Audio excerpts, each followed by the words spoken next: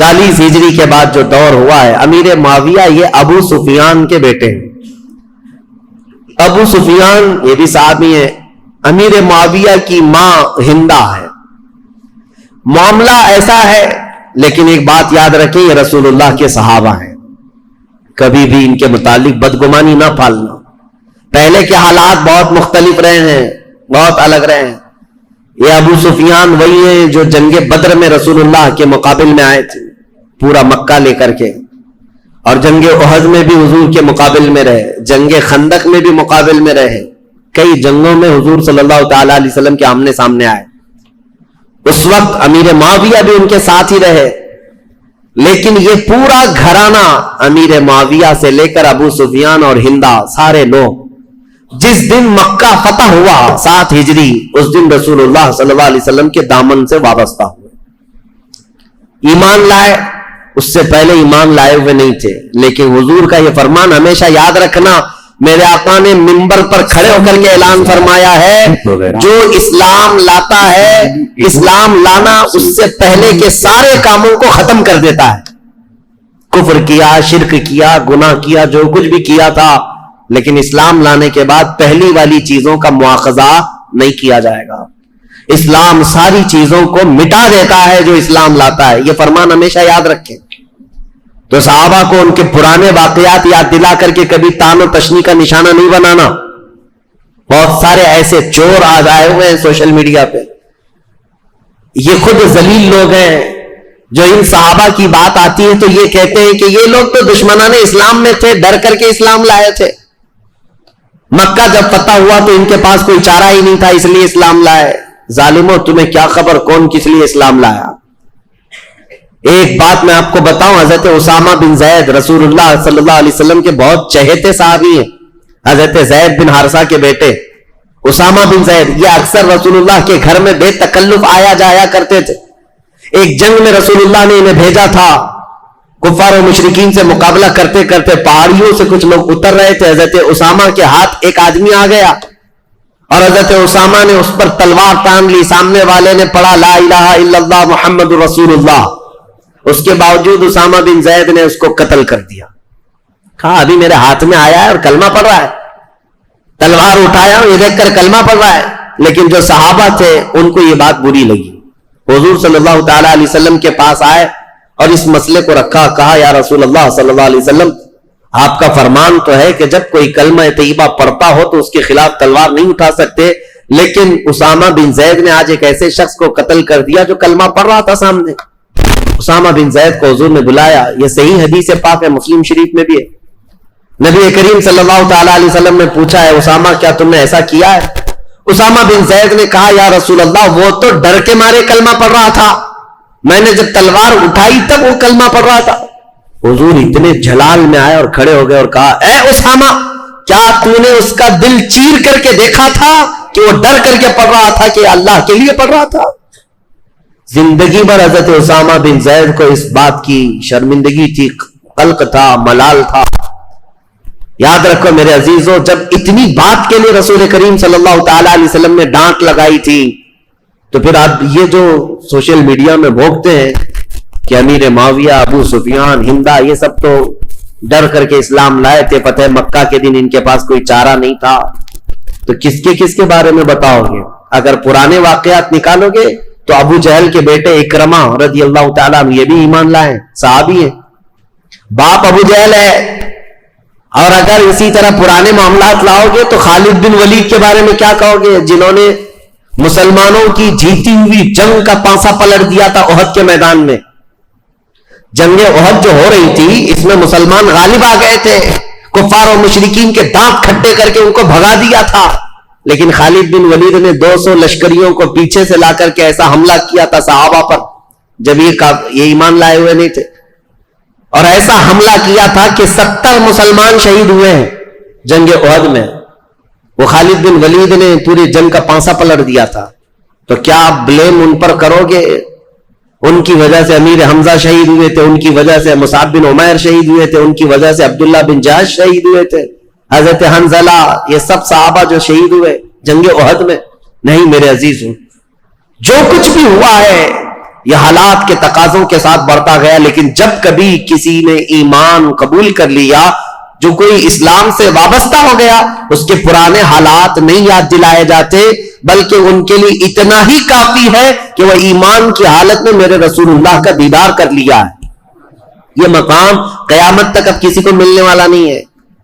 حضرت ابو سفیان رضی اللہ تعالیٰ عنہ, یہ اگرچہ جنگوں میں حضور کے خلاف آتے رہے, لیکن فتح مکہ کے بعد جب اسلام لائے تو دل کے ساتھ, عقیدت کے ساتھ اور یقین کے ساتھ ایمان لائے ہوئے صحابہ میں سے. اور ان کے بیٹے حضرت امیر معاویہ. اب امیر معاویہ کی پیدائش کا معاملہ میں بتاتا ہوں. ان کی ماں ہندا, یہ بھی صحابیہ ہیں, لیکن یہ وہی ہندا ہیں جنہوں نے احد کے میدان میں حضرت امیر حمزہ کا کلیجہ چبایا تھا.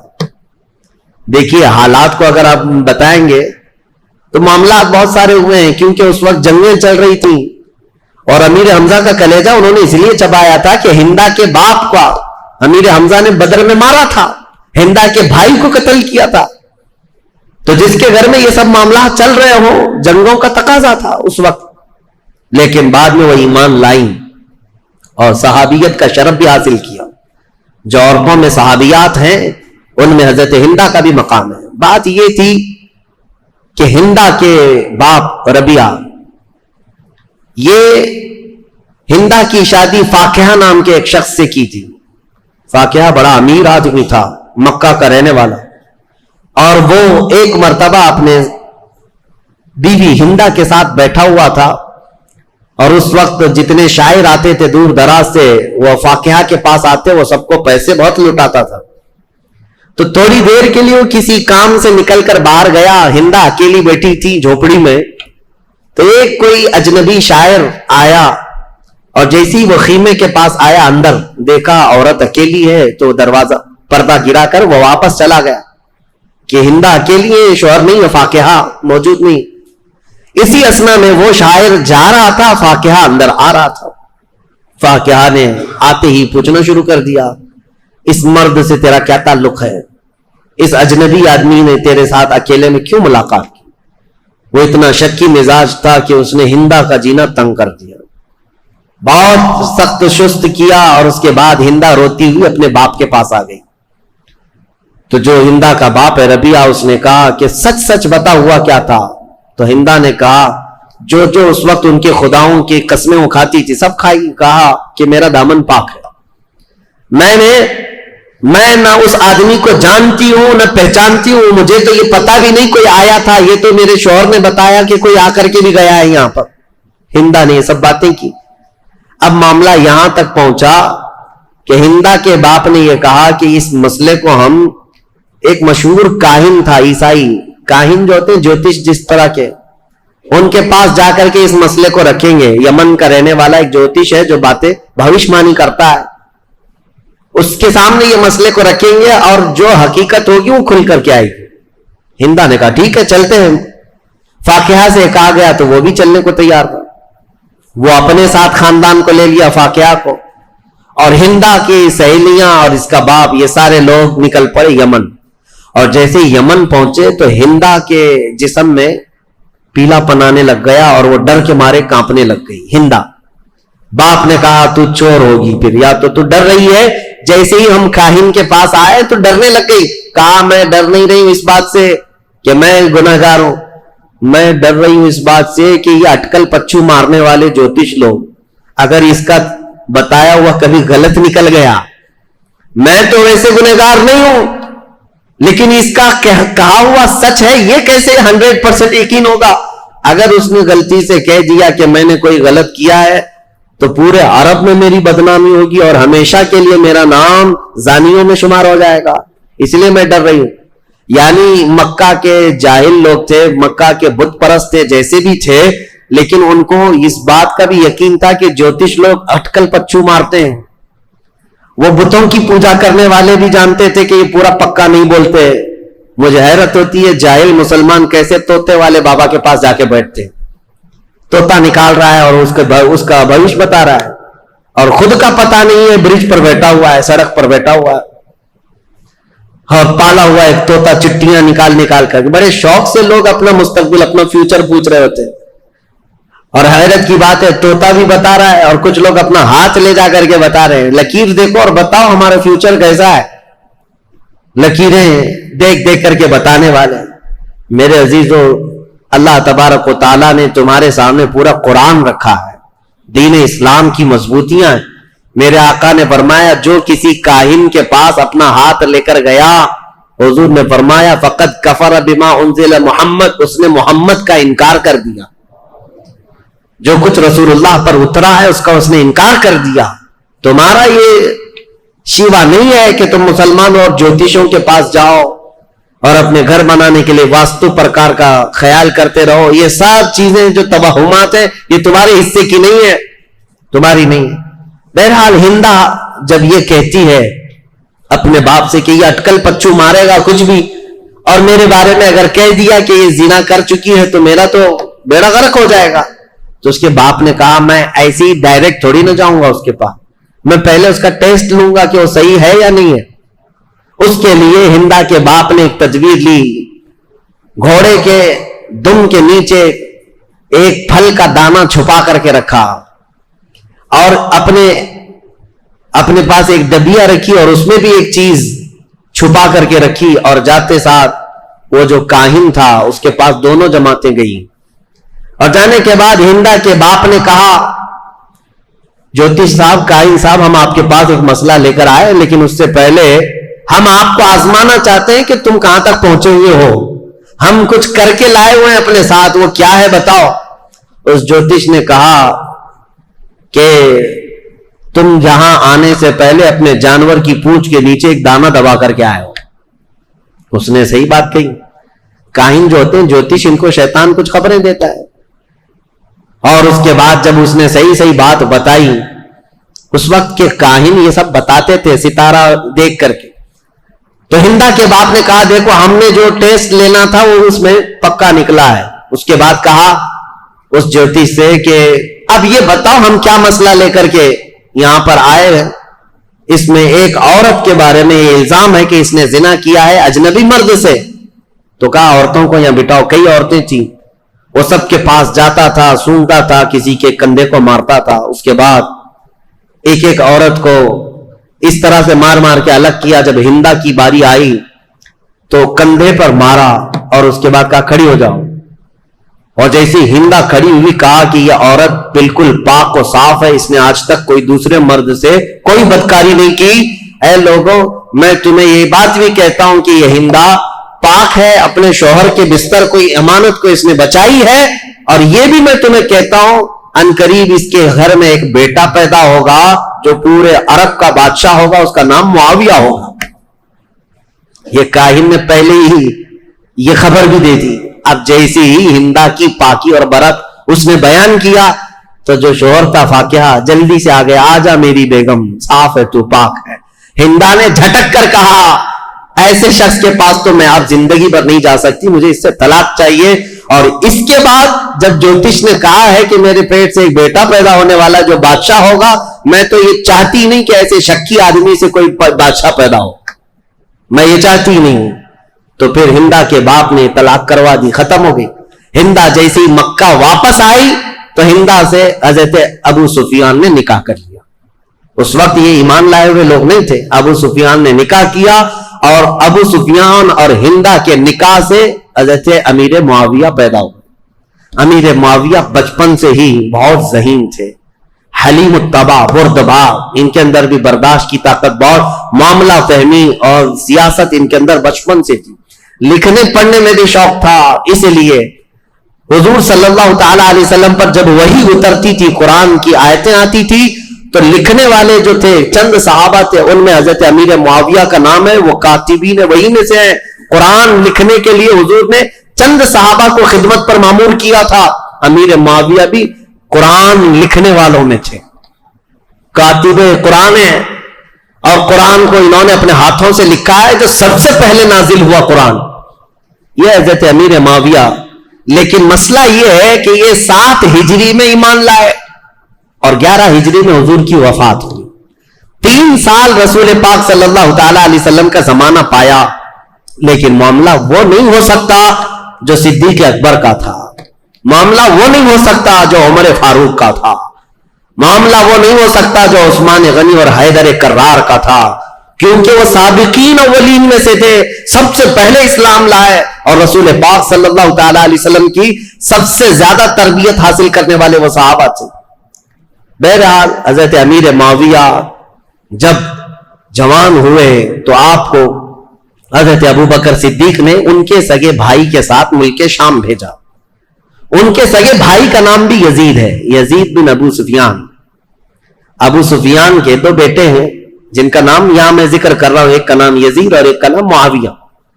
عربوں میں یہ رواج تھا، بار بار ریپیٹڈ نام رکھتے تھے، دادا کا نام پھر پوتے کو، پوتے کا نام پھر فلاں کو۔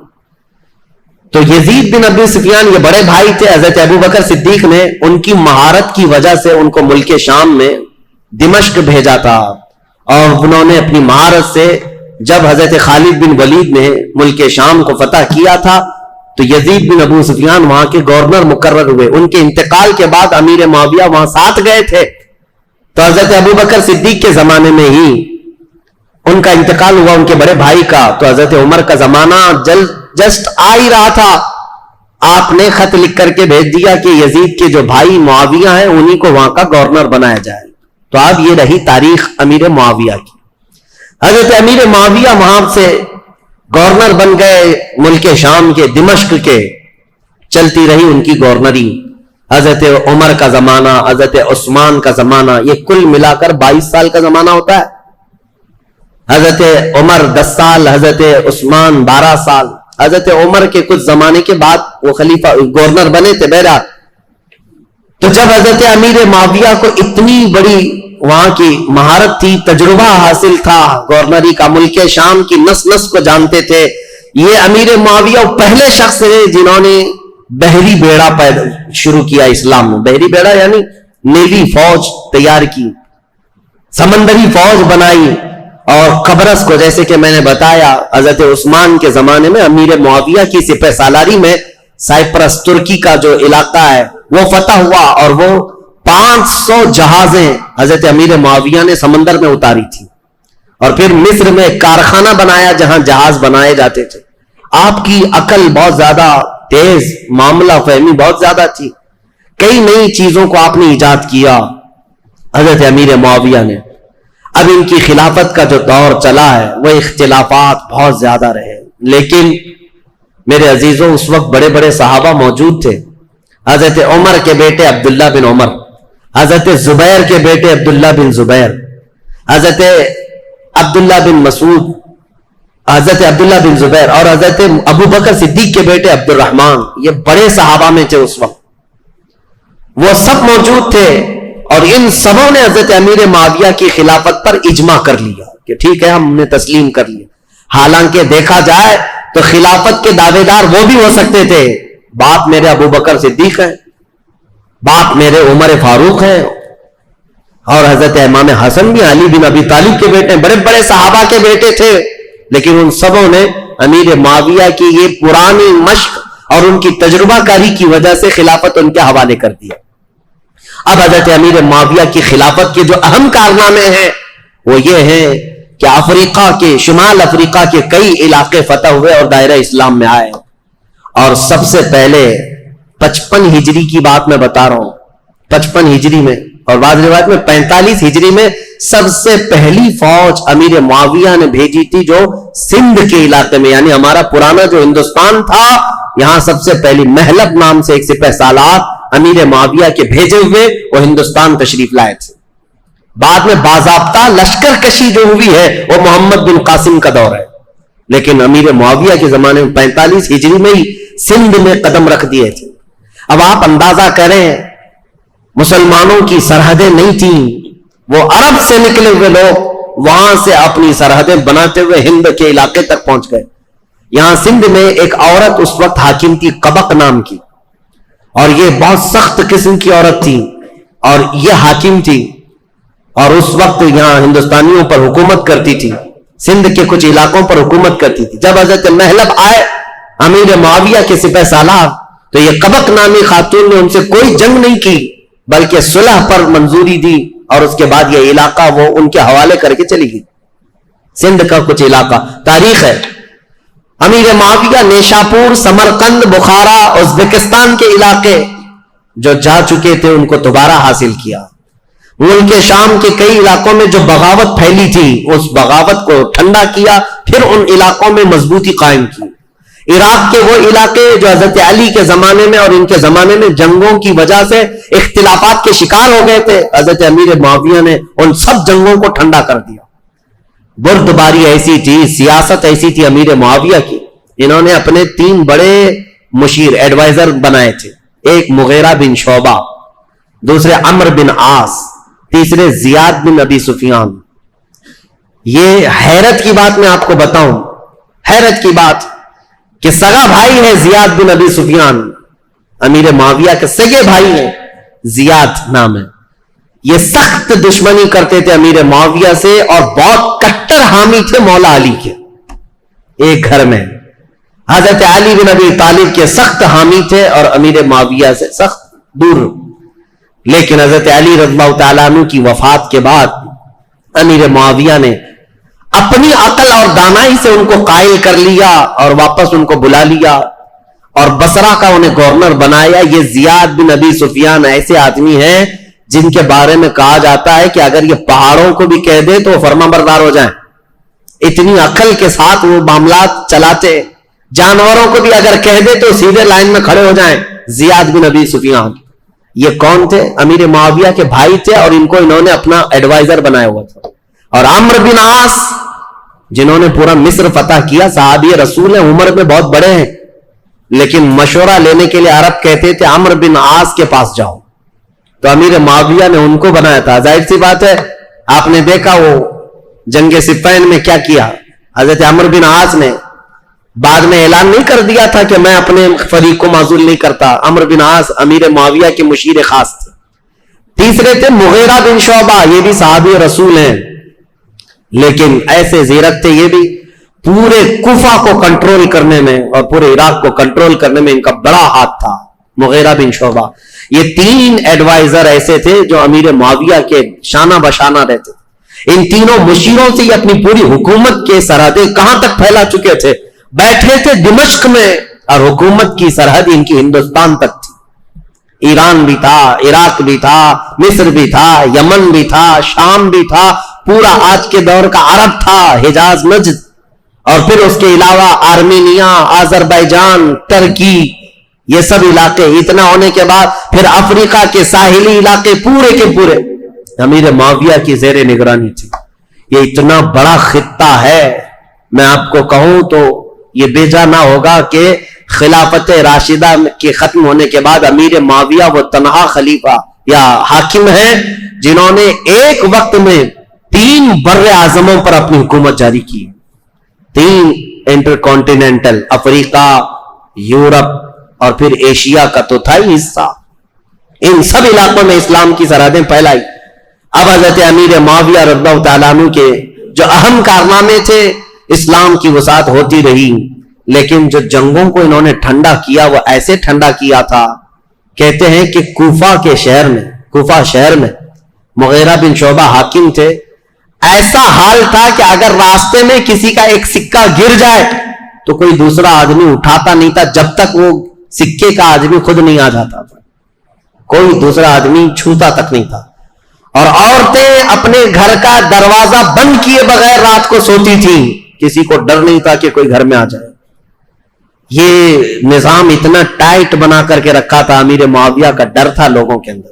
خلافت کو اپنی طاقت سے، اپنی زور سے انہوں نے ہانک کر کے، یہاں تک کہ جو بربر قوم کے لوگ تھے افریقہ کے جنگلات میں رہنے والے، وہ ایسی وحشی قوم تھی کہ وہ تھوڑا سا اگر ان کے سامنے سے کوئی ہٹ گیا تو پھر وہ خبط سوار ہو جاتا تھا اور جنگلی جانوروں کی طرح جھپٹ پڑتے تھے.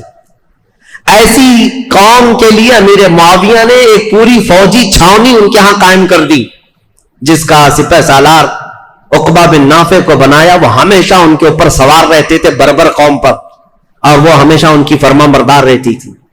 اور کئی ایسے ہیں، نیو سٹی ٹاؤن شپ کا پلان سب سے پہلے اس دنیا میں حضرت امیر معاویہ نے قائم کیا. پورا ایک شہر بسایا. جیسے افریقہ میں ایک شہر بسایا قیروان نام سے, اور وہ پورا مرکز اسلام بن گیا بعد میں. ایسے کئی ان کی ایجادات ہیں امیر معاویہ رضی اللہ تعالیٰ عنہ.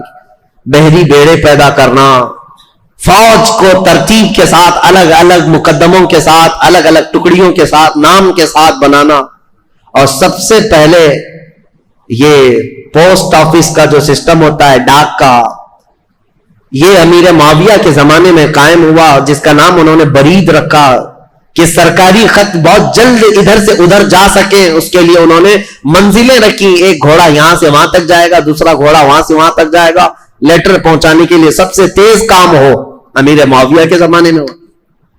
خط و کتابت بہت تیزی سے جاتی تھی اور خبریں بہت تیز پھیلتی تھی, اور امیر معاویہ رضی اللہ تعالیٰ عنہ نے لوگوں کو ایک چاند پر جمع کیا.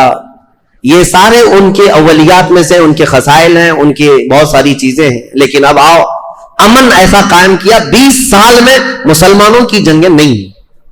ظاہر سی بات ہے میرے عزیزوں, امیر معاویہ کا ایک جملہ میں آپ کو سناتا ہوں, یہ ضروری ہے. امیر معاویہ رضی اللہ تعالیٰ عنہ کے پاس ایک جملہ میں آپ کو سناتا ہوں. ان کا جو مشیر خاص ہے زیاد بن ابی سفیان, وہ بصرہ میں تھے. اس نے ایک شخص کے ساتھ کچھ معاملہ کیا تھا, اور وہ شخص شکایت لے کر کے سیدھے امیر معاویہ کے پاس آئے. امیر معاویہ نے دسترخوان بچھایا, کھانا کھلایا, اور اس کے ساتھ اچھا معاملہ کیا. یہ بات زیاد بن ابی سفیان کو پتہ چلی کہ یہ تو خلیفہ اسلام کے پاس چلا گیا تھا, تو وہ آیا اور حضرت امیر معاویہ کے پاس کہا ایسے تو معاملات خراب ہو جائیں گے, میں نے اس کے ساتھ باز پرس کی ہے اور آپ یہاں پر اس کے ساتھ نرمی کر رہے ہیں, حمایت کر رہے ہیں. ابو حضرت امیر معاویہ نے کہا تھا ایک بات یاد رکھو, ترازو کے دونوں پلے ایک طرح نہ رہنے چاہیے, بلکہ میں نرمی کرتا رہوں اور تو سختی کرتا رہے, اسی سے جماعت میں انتشار سے محفوظ رہے گی. اور ان کو سختی کرنے کا حکم تھا, اور حضرت امیر معاویہ گلے لگاتے تھے, ان کی سیاست تھی. اور پھر یہ فرماتے تھے ان کا یہ جملہ کہ جہاں میرا کوڑا کام کر جاتا ہے میں وہاں تلوار نہیں اٹھاتا, اور جہاں زبان کام کرتی ہے وہاں کوڑا نہیں اٹھاتا, اور جہاں یہ سب کام نہیں کرتے ان کی گردنوں پر تلوار رکھ دیتا ہوں. یہ امیر معاویہ کی سیاسیات میں سے تھے. حتیٰ کہ اب میں ان معاملات کو رکھ دیتا ہوں چونکہ یہ ضروری ہے, جو افواہ پھیلانے والے. دیکھیں میں اتنی دیر تک تقریر کیا, اور حضرت امیر معاویہ پر اتنی دیر بولنا, یہ بہت احتیاط کے ساتھ بولنے کی ضرورت ہوتی ہے, کیونکہ جنگوں کا دور, اختلافات کا دور. ہاں ہوئے ہیں معاملات, جو نااہل تھے وہ حضرت علی کو گالیاں دیتے تھے ممبر پر بیٹھ کر کے, سب وہ شتم کرتے تھے. خود میں نے بتایا مروان بن حکم جو مدینے کا گورنر تھا, وہ حضرت علی کی شان میں برا بھلا کہتا تھا. اور ایسا نہیں ہے کہ یہ لوگ سب وہ شتم کرتے تھے, گالیاں دیتے تھے, ایسا نہیں. کوفہ والے جو لوگ تھے وہ امیر معاویہ کو گالیاں دیتے تھے. یہ سب تو چلتا رہا. ایک صحابی حجر بن عدی جو حضرت علی کے کٹر حامی تھے, ان کا قتل ہو گیا اسی بات پر. وہ حضرت امیر معاویہ کو اور مغیرہ بن شعبہ کو بہت سخت جملے کہتے تھے کہ تم لوگ نااہل لوگ خلافت میں آ گئے, رسول اللہ کے گھر والوں کی یہ خلافت ہے. اس بات پر حضرت امیر معاویہ ان کو نذرانے بھیجتے تھے, ان کو تحفے دیتے تھے. مغیرہ بن شعبہ بھی ان کے وظیفے بڑھا دیتے تھے, حالانکہ ان کے سخت جملے سنتے تھے حجر بن عدی کے. لیکن جو نااہل بعد میں, ایک بار مغیرہ بن شعبہ کوفہ سے باہر گئے تھے اور کسی دوسرے شخص کو گورنر بنا کر گئے تھے, اور حجر بن عدی جو صحابی, یہ حجر بن عدی کون ہے بتاؤں میں آپ. حجر بن عدی انٹرنیٹ پر سرچ کر کے دیکھ لینا. یہ حجر بن عدی وہ صحابی ہیں کہ ابھی 2011-12 میں ملک شام میں جب یہ ریگولیشن کی جنگ شروع ہوئی, ابھی تک جنگ چل رہی نا, وہاں پر بمباریاں ہوئی تو حجر بن عدی کی قبر پر بم گرا اور پورا ٹوٹ گیا, اور حجر بن عدی کی قبر کھل گئی تو حضرت حجر بن عدی کا جسم مبارک صاف اسی طرح سے نکالا گیا. صحابی رسول کا جسم پاک, ان کی تصویر بھی پھیلی ہوئی ہے انٹرنیٹ پر. ملک شام میں حجر بن عدی یہ مولا علی کرم اللہ وجہہ الکریم کے کٹر حامی لوگوں میں سے ہیں. 1400 سال کے بعد میرے عزیزوں جسم اقدس صاف اسی طرح سے نکالا گیا ہے, آپ دیکھ سکتے ہیں اسی طرح سے نکالا گیا, دوسری جگہ بحفاظت دفن کیا گیا ہے. اے ظالموں, اپنی آنکھوں سے دیکھو اور کن کن چیزوں کا انکار کرو گے. میرے مصطفیٰ کے قدموں میں رہنے والے غلام کا جسم 14 صدیوں تک محفوظ ہے تو اس رسول کائنات کے جسم کا عالم کیا ہوگا؟ تو زندہ ہے واللہ، تو زندہ ہے واللہ، میری چشم عالم سے چھپ جانے والے میرے آقا صلی اللہ تعالی علیہ وسلم کی حیات برزخی کی بات ہی الگ ہے۔ بہرحال یہ حجر بن عدی وہ صحابی ہیں، مغیرہ بن شعبہ ان سے سخت جملے سنتے تھے، ان کو نظر آنے دیتے تھے۔ امیر معاویہ کے بارے میں بھی اگر کچھ کہتے ان کو وظیفہ دے دیتے تھے، کچھ نہیں کہتے تھے۔ مغیرہ بن شعبہ یہ حضرت امیر معاویہ کے ایڈوائزر ہیں، لیکن حجر بن عدی کے ساتھ کوئی غلط معاملہ نہیں کرتے تھے۔ حضرت مغیرہ بن شعبہ کوفہ سے باہر کہیں گئے تھے اپنے کسی کو گورنر بنا کر، یہ نئے لوگ ہیں۔ حجر بن عدی اپنی عادت کے مطابق مسجد میں آئے اور یہ نیا جو ہے وہ خطبہ دے رہا تھا، وہ اپنی عادت کے مطابق باتیں کر رہا۔ حجر بن عدی کھڑے ہو گئے اور کہا تم سب کذاب ہو، سب سے بڑے جھوٹے لوگ ہو، حقدار تو علی بن ابی طالب تھے اور جس دن وہ گئے ہیں سورج ڈوب چکا ہے۔ حضرت علی کی فضیلت بیان کرنے لگے۔ یہ جو والی بنا تھا کوفہ کا وہ کھڑا ہوا اور سیدھے آ کر حضرت حجر بن عدی کو قتل کر دیا، صحابی رسول۔ تو یہ معاملات تو ہوتے رہے، ادھر بھی قتل ہوئے ادھر بھی قتل ہوئے، لیکن حضرت امیر معاویہ کا جو دور آیا انہوں نے زمام خلافت کو ایسا مضبوطی سے تھاما کہ پوری ہر جگہ امن قائم کر دیا۔ اتنا تو ہے کہ مکہ میں، مدینہ میں، کوفہ میں، بصرہ میں ہر جگہ امن قائم کر دیا۔ لیکن وہ اخیر زمانہ ان کا، ظاہر سی بات ہے ان کی عمر جب 80 سال کے قریب تھی، 80 سال کے قریب ان کی عمر ہوئی، اب ان کے حالات جو سخت تاریخ کے لیے بدلاؤ کے ہیں وہ ایک ہی ہے۔ پھر بھی میں ادب کے دائرے میں عرض کرتا ہوں، حضرت امیر معاویہ کو بعض لوگوں نے آ کر مشورہ دیا کہ آپ کا دور ختم ہونے والا ہے، اب حالات ویسے نہیں ہونے چاہیے جب حضرت عمر کے انتقال کے بعد ہوئے، حضرت عثمان کے قتل کے بعد ہوئے۔ خلافت کے لیے لوگوں میں الگ الگ معاملات نہ ہو جائیں، اختلاف نہ ہو جائے، اس لیے آپ اپنی زندگی میں ہی کسی کو اعلان کر دیجئے میرے بعد یہ خلیفہ ہے۔ مسلمانوں کو ویسے بھی خلیفہ کی بات ماننا ضروری ہے، آپ کی بات سب لوگ مان لیں گے۔ امیر معاویہ رضی اللہ تعالیٰ عنہ کو جب یہ لوگوں نے آ کر کہا تو حضرت امیر معاویہ نے پوچھا کہ اچھا ٹھیک ہے، یہ ان کی بیماری کا وقت تھا، کہا بتاؤ میں کس کا اعلان کروں؟ چاپلوس لوگ تھے، چاپلوسی کرتے ہوئے کہا کہ آپ کے گھر میں یہ خلافت زیب جیتی ہے، آپ کا بیٹا یزید ہے، اس کو آپ خلیفہ کا اعلان کر دیجئے۔ یہاں سے اب تاریخ بدل جاتی ہے، اسلامی تاریخ یہاں آ کر کے بہت سخت ہو گئی ہے۔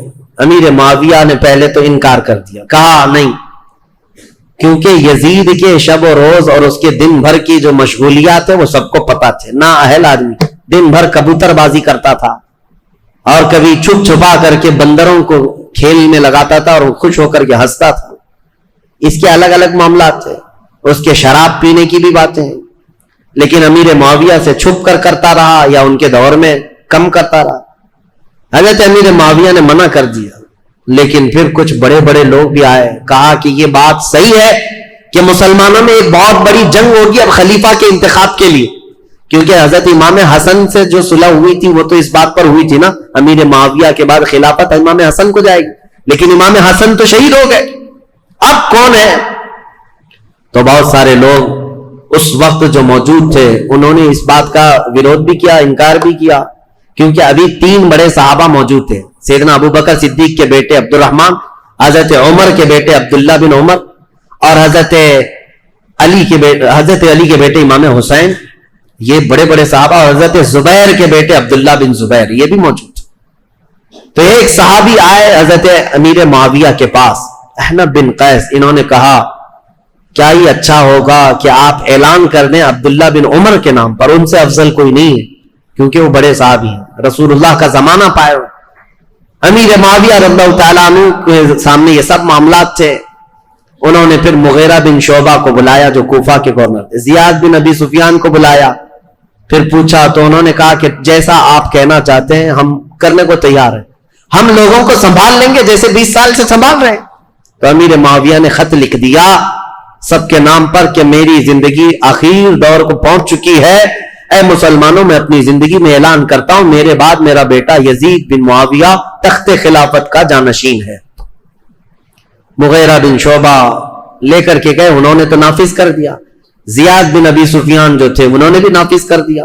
اب مدینے کا مسئلہ تھا, مدینے میں مروان تھا, مروان کو لکھ کر کے بھیجا گیا, لیکن اس میں نام نہیں لکھا گیا. پہلے خط میں یہ لکھا گیا کہ امیر معاویہ یہ چاہتے ہیں مسلمانوں میں جنگ نہ ہو, اس لیے اپنی زندگی میں کسی کے خلیفہ ہونے کا اعلان کرنا چاہتے ہیں. مروان نے سارے بڑے صحابہ کو بھی بلایا جو موجود تھے, سب سے یہ مشورہ لیا کہ خلیفہ وقت امیر معاویہ کا یہ کہنا ہے, ان کی رائے ہے. سبوں نے کہا اچھا ہی ہوگا, پھر ایک نئے خلیفہ کو چننے کے لیے لڑائیاں ہوں گی. امیر معاویہ اگر اعلان کریں گے تو کسی اچھے کا کریں, کیونکہ نام نہیں تھا اس وقت. سب مدینے والے اس بات پر راضی ہو گئے, ٹھیک ہے. اس کے بعد امیر معاویہ کو جب یہ خبر پہنچی کہ سب معاملہ ٹھیک ہے, راضی ہیں, تو دوسرے خط میں انہوں نے بھیجا کہ ہاں میں اعلان کرتا ہوں کہ میرا بیٹا یزید تخت خلافت کا جانشین ہوگا. یہ خط جیسی آیا, مروان نے اب جن لوگوں کو بلایا اس میں بہت سارے لوگ تھے, تابعین اور صحابہ. اس نے کہا امیر معاویہ نے اپنے بیٹے کے خلافت کا اعلان کیا ہے. سب سے پہلے اب مروان نے جو بات کہی یہ کہی تھی, رسول اللہ صلی اللہ تعالی علیہ وسلم کی سنت پر اور ابو بکر اور عمر رضی اللہ تعالیٰ عنہ کی سنت پر امیر معاویہ اپنے بیٹے کو خلیفہ کا اعلان کر رہے ہیں. تو حضرت عبد الرحمن کھڑے ہو گئے, عبد الرحمن بن ابو بکر, کہا جھوٹ بول رہے ہو, یہ کہو رسول اللہ کی سنت اور ابو بکر و عمر کی سنت نہیں. عیسائی بادشاہ ہرقل اور عظیم الروم کی سنت پر کہ ان کے ہاں ایک بادشاہ مرتا ہے تو بیٹا خلیفہ بنتا ہے. اسلام میں ایسا نہیں, تم جھوٹ بول رہے ہو. ابو بکر اور عمر کی سنت ہوتی تو ابو بکر نے اپنے بیٹے کو خلیفہ نہیں بنایا, عمر نے اپنے بیٹے کو خلیفہ نہیں بنایا, بلکہ ان خلفاء نے اپنے خاندان کو خلافت سے دور رکھا رضوان اللہ علیہم اجمعین. حضرت عبد الرحمن بن ابو بکر کھڑے ہو گئے. پھر حضرت عبداللہ بن عمر اور عبداللہ بن زبیر, یہ دو بڑے صحابہ تھے, ان سے پوچھا گیا تو انہوں نے کہا ہم نے یہ سوچا تھا کہ امیر معاویہ اس معاملے میں اچھا کریں گے, خیر خواہی کا ان کے ساتھ ہمارا معاملہ تھا, لیکن ہم ان کی خلافت کو صرف اس لیے تسلیم کیے ہوئے تھے 20 سال سے امیر معاویہ کی کہ ہم جنگیں دیکھ چکے تھے, مسلمانوں کا خون نہ بہے, ورنہ امیر معاویہ سے افضل صحابہ بھی موجود تھے خلافت کے وقت, لیکن ہم نے ان کو تسلیم کیا. تو اس کا مطلب یہ نہیں ہے کہ اب امیر معاویہ کے خاندان میں بھی یہ چلتا رہ جائے صحابہ میں سے. اب آئی بات امام حسین کی. امام حسین رضی اللہ تعالیٰ عنہ اس وقت مدینے میں موجود تھے. آپ کے پاس یہ بات آئی تو آپ نے بھی اس کا رد کر دیا. یہ معاملات ابھی چل رہے تھے اور زمانہ تاریخ ہجری کا 60ویں ہجری کو پہنچا تھا. رسول کریم صلی اللہ تعالیٰ علیہ وسلم کی وفات کو 50 سال گزر چکے تھے. امیر معاویہ ایک دن بیماری کی حالت میں اس دار فانی کو کوچ کر گئے, انتقال ہو گیا. خلافت کا معاملہ لٹک گیا, اور اس طرح کہ انہوں نے آلریڈی اعلان تو کر دیا تھا, آدھا اعلان, اور سب کو متی نہیں بنا لیے, سب کے ساتھ منظوری نہیں ہوئی, اس لیے خلافت کا معاملہ لٹکا ہوا تھا. ظاہر سی بات ہے خلیفہ برحق اس وقت ہوگا جب سارے لوگ ایک ساتھ بیعت کر لیتے. بڑے صحابہ مدینے کے, مکہ کے اور حجاز کے بہت سارے صحابہ نے اس کا انکار کیا تھا. کوفہ کے بھی بہت سارے صحابہ جو موجود تھے انہوں نے انکار کیا تھا کہ یہ وصیت نہیں مانی جائے گی, مسلمانوں کے معاملات مسلمانوں کے ہاتھ میں رکھے جائیں, وہ جسے چاہیں منتخب کرے. ان معاملات پر آ کر اب تاریخ رک گئی ہے. اب یہاں سے امیر معاویہ کے انتقال کے بعد جو اصل مسئلے شروع ہوتے ہیں, دوسرے دن یزید کو بیٹھنا ہے اور پھر وہ کربلا کی داستان شروع ہوتی ہے. انشاءاللہ العزیز ہمارے پاس 2 دن باقی ہیں. کل کی شب 10ویں شب ہے, اور اس کے بعد سنیچر کے دن دوپہر میں سے پہلے شہادت کے امام حسین کے وہ واقعات, کربلا تک کے معاملات آپ کے سامنے رکھے جائیں گے انشاءاللہ. میں نے تاریخ اسلام کو حضور اکرم صلی اللہ تعالی علیہ وسلم کی بعثت سے پہلے سے لے کر عرب کے حالات, دنیا کے حالات سے لے کر یہاں تک بیان کیا. صدیق اکبر کا زمانہ, فاروق اعظم کا زمانہ, عثمان بن عفان کا زمانہ, حیدر کرار کا زمانہ رضی اللہ عنہم اجمعین, امام حسن مجتبی, اور ان کے بعد امیر معاویہ کی 20 سالہ خلافت کا دور. اس کے بعد جو حالات آئے وہ مسلمانوں کے لیے بڑے گمبھیر حالات ہیں. پھر ہمارے درمیان انتشار ہوا, افتراق ہوا, جماعتیں بنی, टुकड़ियां बनी और फिरके बने और इतने बने कि इसका दरवाजा आज तक नहीं बंद हुआ और उस वक्त तक बंद नहीं होगा जब तक कि मेरे आका सल्लल्लाहु ताला अलैहि वसल्लम के फरमान के मुताबिक 4 खुलफाए राशिदीन के जमाने के बाद, वो अदल मसावत अमन के दौर के बाद, कयामत के करीब एक और बार पूरी दुनिया में अदल कायम होगा, अमन कायम होगा। वो दौर होगा इमाम मेहदी अलैहिस्सलाम, इमाम मेहदी रज़ी अल्लाह ताला अन्हु का।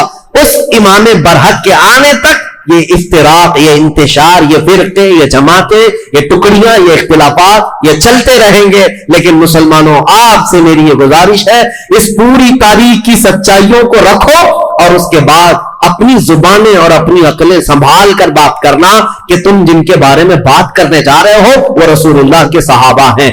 कयामत तक जो सबसे अच्छे लोग पैदा होने वाले थे, उन सबको चुन करके अल्लाह ने रसूल का सहाबी बनाया। रसूलुल्लाह के जो सहाबा हैं, मेरे आका ने खुद फरमाया, मेरा एक सहाबी जौ के दाने के बराबर खैरात करे और उम्मत पूरी मिल करके ओहद पहाड़ के बराबर सोना खैरात करे, तब भी मेरी सहाबी की खैरात के बराबर नहीं हो सकते, वो सहाबा के मकाम को नहीं पहुंच सकते। इसलिए खबरदार, ये मुहर्रम के मजालिस में बाज लोग ये फितना अंगीजियां शुरू कर चुके हैं। अभी कल ही की बात है, एक साहब मुझसे ट्रोल करते हुए सवाल कर रहे थे, एतराज कर रहे थे। अगर वो मेरी आज की भी बात सुनते हो तो उनके लिए जवाब ये है, वो ये कहते हैं आप तो बुलाते हैं इमाम हुसैन के नाम पर और ये मुहर्रम के बयानात होते इमाम हुसैन के नाम पर, और आप तो सहाबा की बातें करने लग गए या खुलफाए राशिदीन की बातें कर रहे हैं। अगर उस साहब को ऐसा लगता है तो मैं उनके लिए जवाब देता हूं, तुम्हें अभी तक हकीकत पता नहीं रसूलुल्लाह सल्लल्लाहु ताला अलैहि वसल्लम के उन सहाबा की। हम उन सहाबाए कराम की फजीलत हर दौर में बयान करते हैं, बल्कि मौला हुसैन को तुमने यह खास कर रखा है कि मुहर्रम के लिए है। मौला हुसैन मुहर्रम के लिए नहीं, हर दिन के लिए है और हर रात के लिए है।